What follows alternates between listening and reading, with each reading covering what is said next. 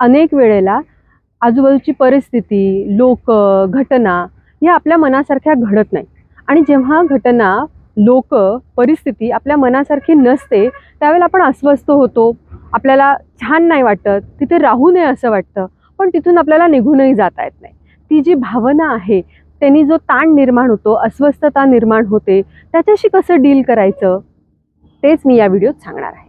नमस्कार, मी डॉक्टर अपर्णा अष्टपत्रे शिसोदे आपल्याशी संवाद साधणार आहे की ह्या ज्या आपल्याला नको असणाऱ्या ज्या परिस्थिती आहेत, नको असणारे जे घटना घडत आहेत, त्यांच्याशी जुळवून कसं घ्यायचं, कोपिंग स्ट्रॅटेजीज नेमक्या कोणत्या आणि कशा वापरायच्या आहेत.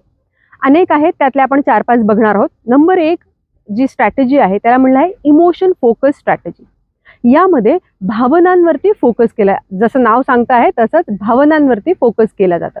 काय होतं, इतक्या जास्त भावना तयार झालेल्या असतात की त्यामुळे म्हणजे समजा एखादी माझ्या मनाविरुद्ध घटना घडते, त्यावेळेला मला खूप अस्वस्थ होतंय, चिडचिड होतीये, रागराग होतोय, पण मला तिथून निघून नाही जात आहे. अशा वेळेला मी काय करायला पाहिजे, तर मी काही स्ट्रॅटेजीज वापरल्या पाहिजेत. नंबर 1 स्ट्रॅटेजी आपण करू शकतो की त्यावेळेला मी दीर्घ श्वास घेऊन त्यावेळच्या परिस्थितीत शांत राहण्याचा प्रयत्न करेल. शक्य असेल त्या परिस्थितीमध्ये बराच काळ जर ती परिस्थिती असेल, तर ती परिस्थितीत मला काय भावना वाटतायत त्या मी लिहून काढू शकते. सगळ्यांच्याच हातात मोबाईल असतो, त्यावरती आपण टाईप करून स्वतःलाच एक मेसेज टाकू शकतो. त्यामुळे काय होईल, व्हेंटिलेशन होईल.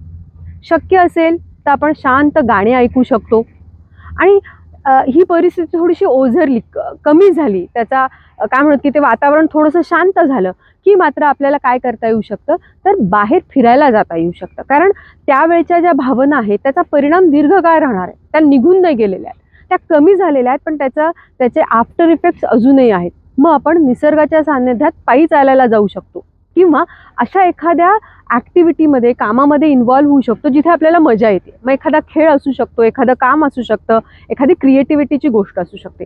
हे आपण कोपिंग म्हणून वापरू शकतो. दुसरी जी कोपिंग स्ट्रॅटेजी आहे ती आहे प्रॉब्लेम फोकस्ड. ज्या घटना, ज्या गोष्टी मला त्रास देत आहेत, ज्याच्यामुळे मला त्रास होतो आहे, त्यांचा नेमका प्रॉब्लेम काय आहे, कोणती समस्या ज्याच्यामुळे मला हे सगळं होतं आहे, त्यावरती मी इथे काम करणार आहे. जो फोकस आहे माझा तो प्रॉब्लेम्सवरती आहे, इमोशन्सवरती नाही आहे. काय प्रॉब्लेम्स आहेत ज्याच्यामुळे मला ही अस्वस्थता, हा ताण हे सगळं येत आहे, त्यावरती मी काम करणार आहे. म्हणजे बघा, मी कामाची यादी करू शकते की मला दिवसभरात काय काय कामं करायची आहेत, म्हणजे ती कामं सगळी होतील आणि मला त्रास होणार नाही, माझी चिडचिड होणार नाही. ते कसे करायचे आहेत हे पण मी लिहून ठेवू शकते, जेणेकरून माझा जो ताण आहे, जी अस्वस्थता आहे, थोडक्यात काय होईल की माझा कंट्रोल मॅक्झिमाइज मला करता येईल. प्रॉब्लेम फोकसमध्ये आपण कंट्रोल करतो आहेत गोष्टी. जेव्हा मला कंट्रोल करणं शक्य आहे, तिथे मी ही कोपिंग स्ट्रॅटेजी 100% वापरू शकते आहे. तिसरी स्ट्रॅटेजी काय आहे, प्रोॲक्टिव्ह स्ट्रॅटेजी. प्रोॲक्टिव्ह स्ट्रॅटेजी आपल्याला कळत असतं की अमुक एका ठिकाणी गेल्यानंतर ना माझी चिडचिड होणार आहे. या लोकांशी ना माझं फारसं जमत नाही, पण मला त्यांना भेटायचं आहे. मला तिथे काम करायचं आहे. मग मला माहिती की त्या सिच्युएशनमध्ये माझी चिडचिड होणार आहे, मला अस्वस्थता वाटणार आहे, मी कम्फर्टेबल नसणार आहे.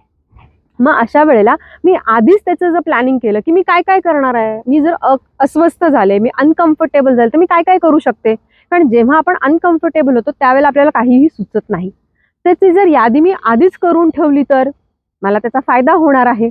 मी लोकांची मदत घेऊ शकते. सोशल सपोर्ट खूप महत्त्वाचा आहे की अशा ठिकाणी गेलं ना की मला अस्वस्थ होतं, काय बरं करता येऊ शकतं, किंवा त्या सिच्युएशनमध्ये असे कोण लोक आहेत ज्यांच्यासोबत मी कम्फर्टेबल होऊ शकते, त्यांच्याशी मी बोलू शकते. ह्या पद्धती आपण वापरू शकतो. चौथी जी कोपिंग स्ट्रॅटेजी आहे त्याला म्हणलं आहे अवॉइडिंग कोपिंग स्ट्रॅटेजी. नावातच कळतं, आपण त्या गोष्टी टाळतो.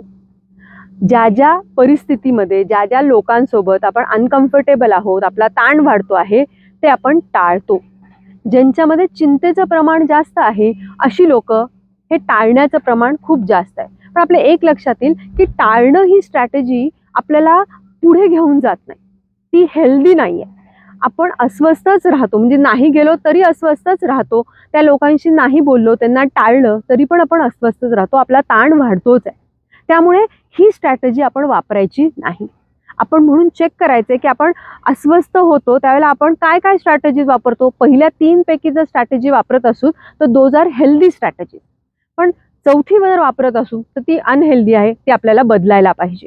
आणि 5वी जी स्ट्रॅटेजी आहे ती आहे माल अडॅप्टिव्ह स्ट्रॅटेजी. यामध्ये आपण खूप जास्त हिंसक, दुसऱ्यांना आणि स्वतःला त्रास देणारं वर्तन करतो. जेव्हा जेव्हा ताण येतोय, परिस्थिती आउट ऑफ कंट्रोल आहे, जिथे मी कम्फर्टेबल नाही आहे, माझ्या कंट्रोलमध्ये काहीच नाही आहे, अशा वेळेला शांत बसण्यापेक्षा मी थोडंसं डिस्ट्रक्टिव्ह बिहेवियर करते. मग स्वतःला इजा करेल, कोणाला तरी कुचकटच बोलेल, कोणाला तरी टोमणेच मारेल. दीज आर माल अडॅप्टिव्ह स्ट्रॅटेजीज. या माल अडॅप्टिव्ह आणि दुसरी जी आपण चौथी जी स्ट्रॅटेजी बघितलेली आहे, या दोन्ही स्ट्रॅटेजी आपल्याला फायद्याच्या नाही आहेत. पहिल्या ज्या 3 स्ट्रॅटेजी आहेत त्या आपल्याला फायद्याच्या आहेत. आणि म्हणून जर तुम्ही वेगवेगळे उपाय करत असाल ताणाचं व्यवस्थापन करण्यासाठी, आनंदी जगण्यासाठी, तर बघा पहिल्या 3 स्ट्रॅटेजी तुम्ही वापरताय का? आणि वापरत असाल तर त्या कंटिन्यू ठेवा. तुम्ही नक्कीच स्ट्रेस मॅनेज करू शकणार आहात. पण चौथी आणि 5वी जर स्ट्रॅटेजी तुम्ही वापरत असाल तर मात्र त्या बदलाव्या लागतील, कारण त्या अनहेल्दी स्ट्रॅटेजीज आहेत आणि म्हणूनच कदाचित तुमचे जे प्रयत्न आहेत त्याचे तुम्हाला फळ मिळत नाहीये. त्यामुळे पहिल्या 3 स्ट्रॅटेजीचा उपयोग करा आणि जी काही अस्वस्थता आहे, अनकम्फर्टेबल आहे, ताण येतो आहे, त्याला मॅनेज करा. थँक्यू.